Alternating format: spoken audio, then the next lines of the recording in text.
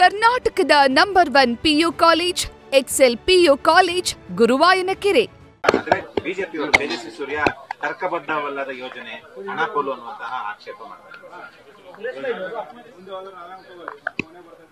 ಮಾನ್ಯ ಸಂಸದರಾದಂತ ತೇಜಸ್ವಿ ಸೂರ್ಯ ಅವರು ತುಮಕೂರಿಗೆ ಮೆಟ್ರೋ ತಗೊಂಡು ಹೋಗೋದ್ರ ಬಗ್ಗೆ ಅವರು ಒಂದಿಷ್ಟು ಆತಂಕವನ್ನು ವ್ಯಕ್ತಪಡಿಸಿದ್ದಾರೆ. ಬಹುಶಃ ಅವರಿಗೆ ಅನೇಕ ವಿಚಾರಗಳು ಅವರ ಗಮನದಲ್ಲಿ ಇಲ್ಲ ಅಂತ ಅನ್ಕೊಳ್ತೀನಿ. ಪ್ರತಿನಿತ್ಯ ಸಾವಿರಾರು ಜನ ತುಮಕೂರಿನಿಂದ ಪ್ರಯಾಣ ಮಾಡ್ತಾರೆ ಮತ್ತು ನೆಲಮಂಗಲ ಇರಬಹುದು, ದಾಬಸ್ಪೇಟೆ ಇರಬಹುದು ಅಥವಾ ಕ್ಯಾತ್ಸಂದ್ರ ಇರಬಹುದು, ಈ ಭಾಗಗಳೇನಿದೆ ಇವೆಲ್ಲ ಬಹಳ ವೇಗವಾಗಿ ಬೆಳೀತಾ ಇದ್ದಾವೆ. ಕೈಗಾರಿಕೆ ಉದ್ದೇಶದಿಂದನೂ ಬೆಳೀತಾ ಇದ್ದಾವೆ. ಆಮೇಲೆ ಜನ ಮನೆಗಳು ಕಟ್ಕೊಂಡು ಅಲ್ಲಿ ಎಕ್ಸ್ಟೆನ್ಷನ್ಸ್ಗಳು ಮಾಡಿಕೊಂಡು ಅಲ್ಲಿ ಜೀವನ ಮಾಡ್ತಿದ್ದಾರೆ. ಯಾಕೆಂದ್ರೆ ಬೆಂಗಳೂರಿನಲ್ಲಿ ಒತ್ತಡ ಜಾಸ್ತಿ ಇದೆ. ನೀರಿಗೆ ಕಷ್ಟ, ಕರೆಂಟಿಗೆ ಕಷ್ಟ, ಓಡಾಡೋದಕ್ಕೆ ಟ್ರಾಫಿಕ್ ಕಷ್ಟ, ಇದೆಲ್ಲ ನೋಡ್ಕೊಂಡು ಅವರೆಲ್ಲ ಅಲ್ಲೆಲ್ಲ ಜೀವನ ಮಾಡ್ತಾರೆ. ಅದಕ್ಕೆ ನಾವು ಏನು ಯೋಚನೆ ಮಾಡಿದ್ವು, ತುಮಕೂರಿನಲ್ಲಿ ಈಗಾಗಲೇ ಏಷ್ಯಾದಲ್ಲೇ ಹೈಯೆಸ್ಟ್ ಇಂಡಸ್ಟ್ರಿಯಲ್ ಹಬ್ ದೊಡ್ಡದಾಗಿ ಒಂದು 20,000 ಎಕರೆ ಭೂಮಿಯಲ್ಲಿ ಮಾಡಿದ್ದಾರೆ, ನಡೀತಾ ಇದೆ. ಈಗಾಗಲೇ 150-200 ಇಂಡಸ್ಟ್ರೀಸ್ ಬಂದ್ಬಿಟ್ಟಿದೆ. ಫುಡ್ ಪಾರ್ಕ್ ಬಂದಿದೆ, ನಿಮ್ಸ್ ಬಂದಿದೆ, ಟೈಮೆಕ್ ಜಾಪನೀಸ್ ಫ್ಯಾಕ್ಟರಿ ಬಂದಿದೆ. ಅಲ್ಲಿ ಜಪಾನ್ ಇವರಿಗೇನೇನೆ ಜಾಪನೀಸ್ ಟೌನ್ಶಿಪ್ಗೆ ಕೂಡ ಜಾಗ ಕೊಟ್ಟಿದ್ರು.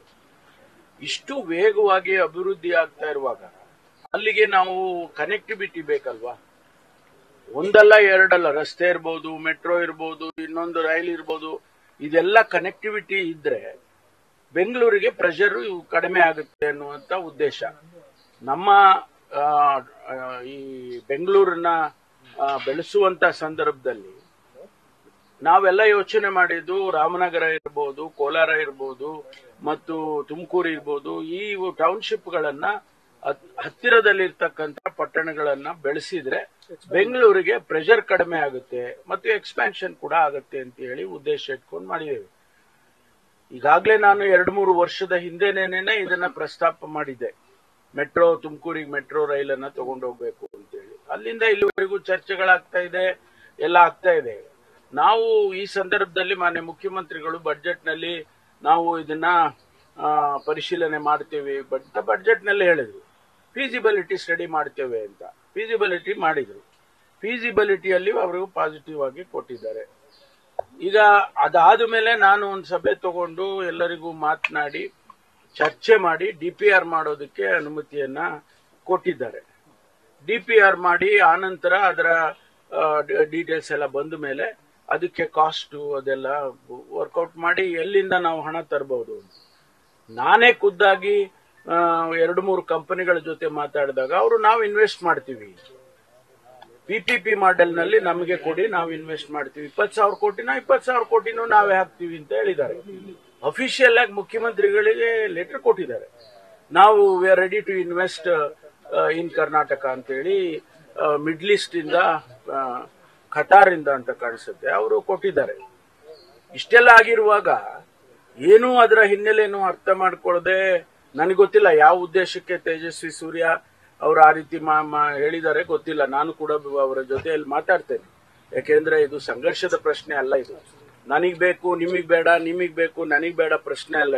ಇದು ರಾಜ್ಯದ ಅಭಿವೃದ್ಧಿ ಮತ್ತು ನಮ್ಮ ಬೆಳವಣಿಗೆ ಅಭಿವೃದ್ಧಿ ದೃಷ್ಟಿಯಿಂದ ನಾವು ಇದನ್ನ ಯೋಚನೆ ಮಾಡಬೇಕು. ಇವತ್ತು ನಾವು ಅಧಿಕಾರದಲ್ಲಿದ್ದಾಗ ನಾವು ಹೇಳ್ಬಹುದು, ಇನ್ನೊಬ್ಬರು ಅಧಿಕಾರ ಇಲ್ಲದೆ ಇದ್ದಾಗ ಮತ್ತೊಂದು ಹೇಳ್ಬಹುದು. ಆ ರೀತಿ ಆದ್ರೆ ರಾಜ್ಯಗಳು ಬೆಳೆಯೋದಿಲ್ಲ. Karnataka is a very progressive state. ಎಲ್ಲರೂ ನಮ್ಮ ಕಡೆ ನೋಡ್ತಾ ಇದ್ದಾರೆ. ಬೆಂಗಳೂರಿನ ಸುತ್ತಮುತ್ತ ಎಲ್ಲರೂ ನೋಡ್ತಾ ಇದ್ದಾರೆ. ತುಮಕೂರು 60 ಕಿಲೋಮೀಟರ್ ದೂರ ಏನು. ಈಗ ನಾನು ಅನೇಕ ದೇಶಗಳಲ್ಲಿ ಹೋಗಿದ್ದೇನೆ. ಇಂಟರ್ನ್ಯಾಷನಲ್ ಏರ್ಪೋರ್ಟ್ 70 ಕಿಲೋಮೀಟರ್ ಇದೆ. ಈಗ ಟೋಕಿಯೋದಲ್ಲಿ ನರಿಟಾ ಏರ್ಪೋರ್ಟ್ 70 ಕಿಲೋಮೀಟರ್ ಇದೆ. ಈ ಮಲೇಷ್ಯಾದಲ್ಲಿ ಕೋಲಾಲಂಪುರ್ ಇಂದ ಸಿಟಿ ಸೆಂಟರ್ಗೆ 60 ಕಿಲೋಮೀಟರ್ ಇದೆ. 20 ನಿಮಿಷದಲ್ಲಿ ಹೊರಟೋಗ್ತಾರೆ ಅವರು. ಅಂತ ಫಾಸ್ಟ್ ಟ್ರೈನ್ಸ್ ಎಲ್ಲ ಹಾಕಿದ್ದಾರೆ.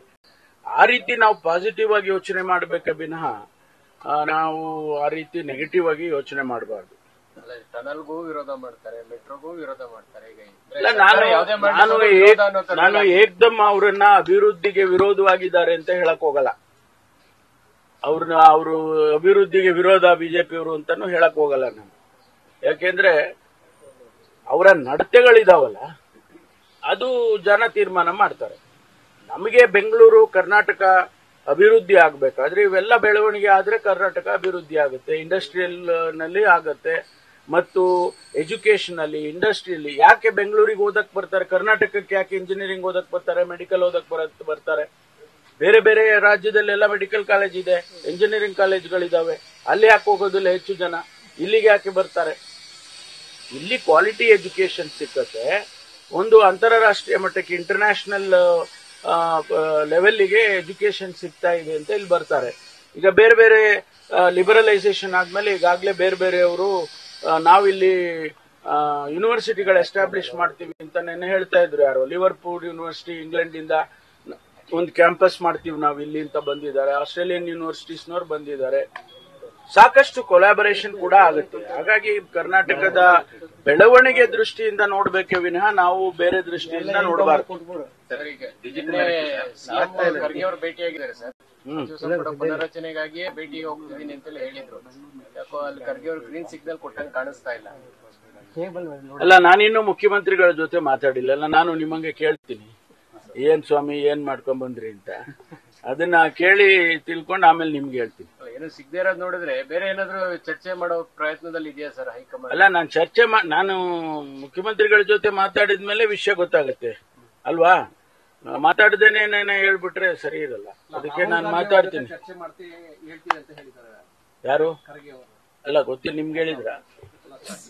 ಅಲ್ಲಪ್ಪ, ನಮಗೇನು ಗೊತ್ತಿಲ್ಲ. ನಿಮ್ಗೇನಾರು ಎಕ್ಸ್ಟ್ರಾ ನ್ಯೂಸ್ ಸಿಕ್ಕಿದ್ರೆ ಹೇಳಿ. ನಮಗೆ ಗೊತ್ತಿರೋದು ಇಷ್ಟೇ. ಅವರು ಮೀಟ್ ಮಾಡಿದ್ದಾರೆ. ರಾಹುಲ್ ಗಾಂಧಿ ಅವ್ರನ್ನು ಭೇಟಿ ಮಾಡಿದ್ರು ಕಳೆದ ಸರಿ. ಈ ಬಾರಿ ಖರ್ಗೆ ಸಾಹೇಬ್ರನ್ನ ಭೇಟಿ ಮಾಡಿದ್ದಾರೆ. ಅವ್ರ ಇಬ್ಬರ ಮಧ್ಯೆ ಏನ್ ಚರ್ಚೆ ಆಗಿದೆ ಅದನ್ನ ತಿಳ್ಕೊಬೇಕಲ್ಲ. ಅದು ಪೂರ್ತಿನೂ ನಮ್ಗೇನು ಹೇಳಲ್ಲ ಅವರು ಅಲ್ವಾ? ಅದರಿಂದ ತಿಳ್ಕೊಂಡು ಆಮೇಲೆ ನಿಮ್ಮ ಹತ್ರ ಶೇರ್ ಮಾಡೋಣ. ಪುನರಚನೆ ಚರ್ಚೆ ಆಗ್ತಾ ಇಲ್ಲ, ಗ್ರೀನ್ ಸಿಗ್ನಲ್ ಸಿಗ್ತಾ ಇಲ್ಲ ಅಂದ್ರೆ ನಾಯಕತ್ವದ ಬದಲಾವಣೆಗೆ ಏನಾದ್ರು ಹೈಕಮಾಂಡ್ ಮುಂದಾಗ್ತಾ ಇದೆಯಾ ಅಂತ ಸರ್? ಯಾವುದನ್ನು ನಾವು ಹೇಳಕ್ಕೆ ಆಗೋದಿಲ್ಲಲ್ಲ.